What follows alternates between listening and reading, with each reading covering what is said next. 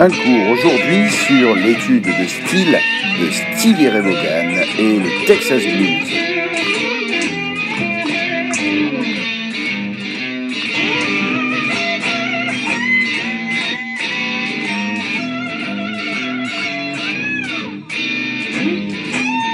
Alors, une fois n'est pas coutume, je vais te parler du matériel que j'ai utilisé pour ce morceau. Donc, je me suis branché sur cette Strat, qui est en fait une Strat de luthier qui avait été faite par Gary Levinson, le créateur de la marque Blade.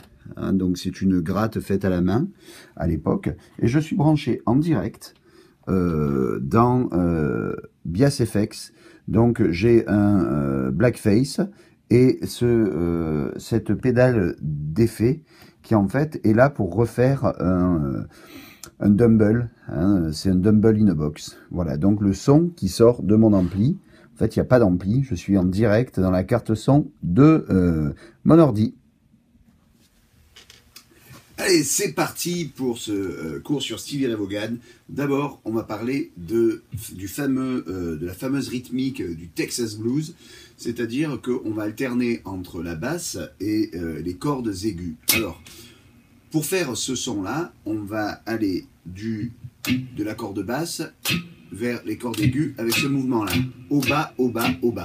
En faisant attention d'être encore une fois sur des triolets en blues, c'est-à-dire qu'on compte dans notre tête 1, 2, 3, 1, 2, 3, 1, 2, 3, 1, 2, 3, avec le 1 qui est la basse et le 3 qui est le 1, 2, 3, 1, 2, 3, 1, 2, 3, 1, 2, 3. Donc au début, on va jouer la tonique, on est en mi, donc ça va faire tonique, sol, le si, on va aller vers le do dièse,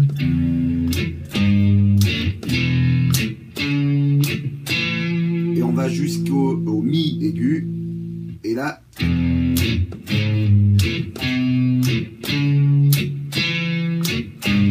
on revient sur la tierce.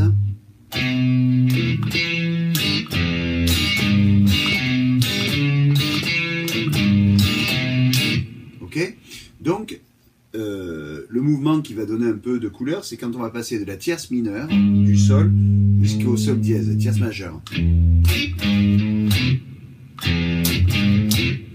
Et l'idée, pour que ça sonne super bien, ça va être d'essayer d'arracher les cordes du manche. Alors ça paraît un peu étonnant comme recommandation, mais la moitié du son de Stevie Ray Vaughan, au-delà de la guitare avec des micros assez puissants et le fait de rentrer dans un ampli qui est poussé à bloc, c'est l'attaque.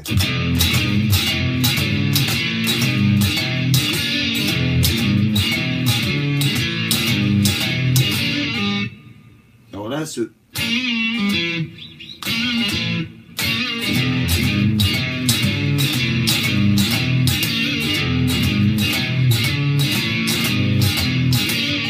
on fait la même chose sur le La. À partir du La,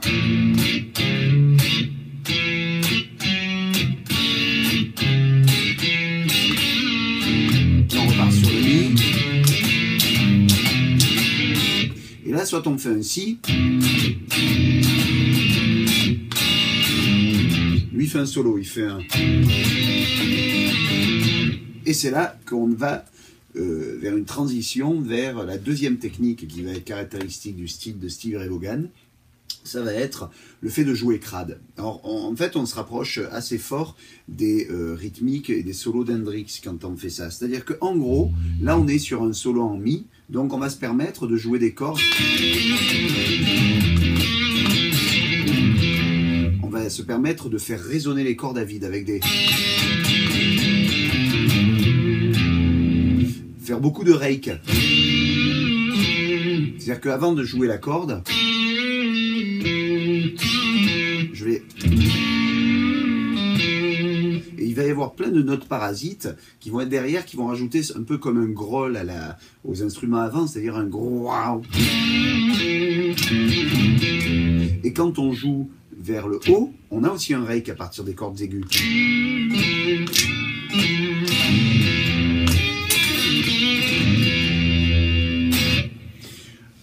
Une technique qui sonne très bien chez Stevie Ray Vaughan, ça va être les tirés de cordes.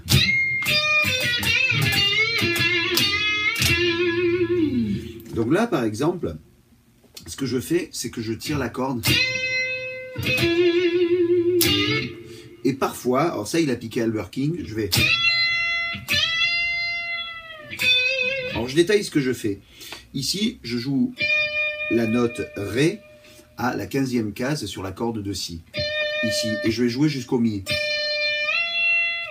En tirant d'un ton. Et donc après, ce que je fais, c'est que je joue Do dièse, c'est-à-dire une note en dessous, et je tire jusqu'à Mi.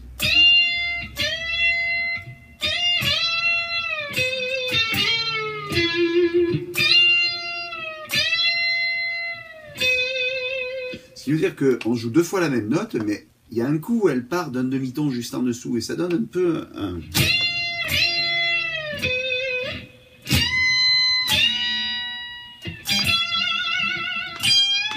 Alors Albert King, il avait une façon de jouer qui était particulière, c'est-à-dire il avait sa guitare qui était à l'envers, il jouait comme un gaucher avec une guitare de droitier, mais avec les cordes qui étaient inversées, c'est-à-dire qu'il avait les cordes aiguës en haut, ce qui lui permettait en fait de tirer ses notes super fort, en fait en attrapant le manche et en tirant vers le bas, ce qui veut dire qu'il avait des... Et donc, dernière technique pour Stevie Ray Vaughan, le vibrato, le...